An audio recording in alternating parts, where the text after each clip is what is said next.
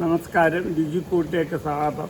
നമ്മൾ 1000 പേരുടെ കാരറ്റും മാങ്ങയും കൂടെ ഉള്ള അച്ചാറാണ്. 1000 പേർക്കുള്ളതാണ്. ഈ 10 കിലോ മാങ്ങയും 5 കിലോ കാരറ്റുമാണ് ഇതിനു വേണ്ടി ഉപയോഗിക്കുന്നത്. 1000 പേർക്ക് വേണ്ടി 10 കിലോ മാങ്ങയും 5 കിലോ കാരറ്റ്. അതിൻ്റെ വേസ്റ്റൊക്കെ പോയി കഴിഞ്ഞാൽ നമുക്ക് മൊത്തത്തിൽ ഒരു 12 കിലോ ഒക്കെ കിട്ടത്തുള്ളൂ. പിന്നെ ഒരു 3/4 കിലോ പച്ചമുളകുണ്ട്, 1 കിലോ ഇഞ്ചിയുണ്ട്, വെളുത്തുള്ളി, പിന്നെ ക്രഷ് ചെയ്ത് വേറെയുണ്ട്, കരിയാപ്പിലുണ്ട്.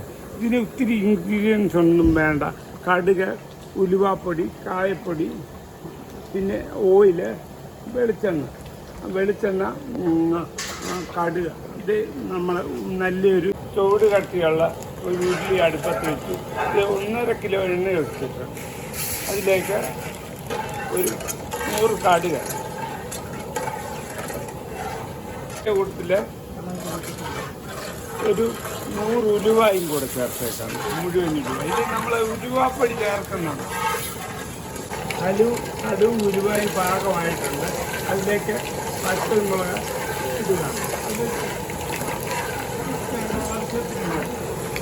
അതിലേക്ക് അടുത്ത് ചേർക്കാൻ പോകുന്ന പച്ചമുളക് ഒരു പരിവായപ്പോൾ അതിലേക്ക് കരിയാക്കും. കരിയാപ്പിലൊക്കെ ഇട്ട് കൂടുതൽ ഇത് നല്ല ആ മാങ്ങായും കാരറ്റും നല്ല ഭംഗിയായിട്ടാണ് നീളത്തിൽ ഈർക്കിലി പോലെയാണ് അരിഞ്ഞിരിക്കുന്നത്. അതിന് മാച്ച് ചെയ്യുന്ന വിധത്തിലാണ് ഇഞ്ചിയും അരിഞ്ഞിരിക്കുന്നത്. ഇഞ്ചി അതിലേക്കിടും.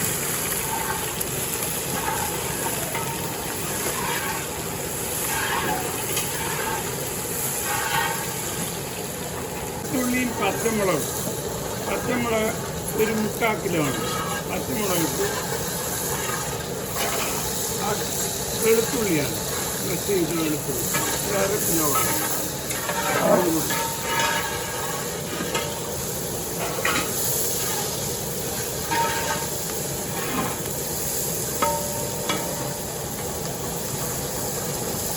ഇഞ്ചി, പച്ചമുളക് അതെല്ലാം ഒന്നായിട്ടുണ്ട്. അതിൻ്റെ അകത്തേക്ക് കാരറ്റിടുക, കൂത്തിടുക.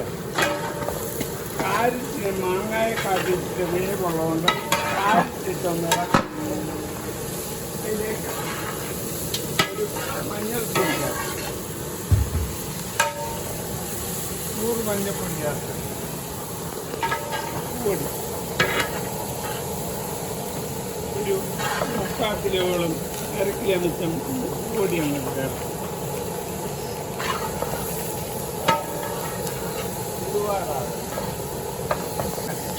ഇതിപ്പോൾ ഒരു 5 മിനിറ്റ് കഴിഞ്ഞപ്പോഴത്തേക്ക് മാങ്ങ ഇട്ടോടാം. നല്ലപോലെ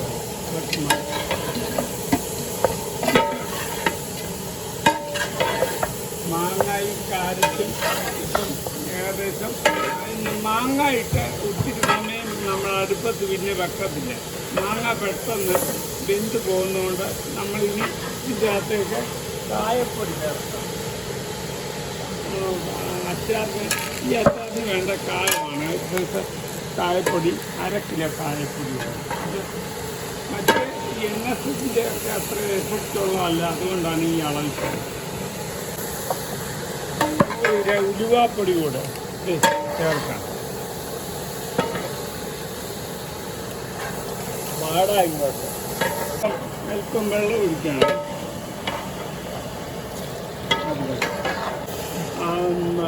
ആദ്യം ഉലുവായിട്ടു, എണ്ണ ഒഴിച്ചതിന് ശേഷം ഉലുവായിട്ടു, കടുകിട്ടു, വറ്റൽമുളകിട്ടു, കരിയാപ്പിലിട്ടു, പച്ചമുളക് നീളത്തിലരിഞ്ഞ്, ഇഞ്ചി നീളത്തിലരിഞ്ഞ്, പിന്നെ കുറച്ച് വെളുത്തുള്ളിയും ചേർത്ത്. അതിന് ശേഷം അതിലേക്ക് അത് ഒരു എയിമായി കഴിഞ്ഞ് നല്ലതുപോലെ മൂത്ത് അതൊരു പരുവമായി കഴിഞ്ഞപ്പോഴത്തേന് അതിൻ്റെ അകത്ത് വിനാഗിരി ഒരു 3 ലിറ്ററോളം വിനാഗിരി, ഉപ്പ് ചേർത്തതിന് ശേഷം ഉലുവാപ്പൊടി, കായപ്പൊടി എല്ലാം കൂടെ ചേർത്തതിന് ശേഷം 3 ലിറ്റർ വിനാഗിരി ഒഴിക്കുക. ഇളക്കം നന്നായി. ഇനി നമുക്ക് ഒത്തിരി സമയം ഇടാൻ സമയമില്ല. മാങ്ങ വെന്ത് പോകും. അതുകൊണ്ട് നമ്മൾ ഇനി സ്റ്റൗ ഓഫാക്കാണ്.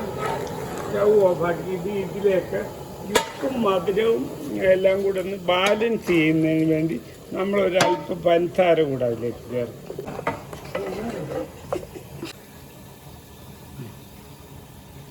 നല്ല കറക്റ്റായിട്ട് ഉപ്പ്, അതിൻ്റെ പുളി, ഉപ്പ്, കായത്തിൻ്റെ ആ മണം, പിന്നെ ഒരല്പം ഒരുപാട് മണം, എരിവ് എല്ലാം ഉള്ള അല്ലേ. ഇത് നമ്മൾ സാധാരണയായിട്ട് ഈ ക്രിസ്ത്യൻ സദ്യകൾക്കാണ് ഈ അച്ചാർ കൂടുതലായിട്ട് ഉപയോഗിക്കുന്നത്. ക്രിസ്ത്യൻ കേറ്ററിങ്ങിനൊക്കെയാണ് ഇത് ഉപയോഗിക്കുന്നത്. അതിന് നിരത്തിയിടുക. വെളിച്ചെണ്ണയ്ക്കകത്താണ് തയ്യാറാക്കിയിരിക്കുന്നത്. ഇത് കാലങ്ങളായിട്ട് വെച്ചിരുന്ന് ഉപയോഗിക്കാനൊക്കത്തില്ല. ഇത് ജലാംശമില്ല ഉള്ളത് കൊണ്ട് ഇത് പെട്ടെന്ന് തന്നെ നമുക്ക് ഉപയോഗിച്ച് തീർക്കാനാണ്. വീടുകളിൽ ഉണ്ടാക്കുമ്പോൾ നമ്മൾ വിനാഗിരി നല്ലെണ്ണയും മാത്രം വെച്ചാണ് കുറച്ച് ദിവസം ഇരിക്കും. അച്ചാറെല്ലാം ഫ്രിഡ്ജിൻ്റെ അകത്തൊക്കെ ആണല്ലോ വെക്കുന്നത്. എന്നാൽ നമ്മുടെ അച്ചാറിൻ്റെ വളരെ രുചികരമായ ഒരു അച്ചാറാണ് ഇന്നുണ്ടാക്കിയത്.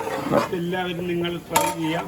ഇത് ഞങ്ങളുടെ ഈ ചാനൽ കാണുന്ന ആളുകൾ ഇത് കണ്ട് നിങ്ങൾ എല്ലാവരും ഇത് വളരെ ശ്രദ്ധിക്കുന്നുണ്ടെന്ന് മനസ്സിലായി. നിങ്ങൾ തന്ന ഉത്സാഹത്തിന് നിങ്ങൾ നൽകിയിരിക്കുന്ന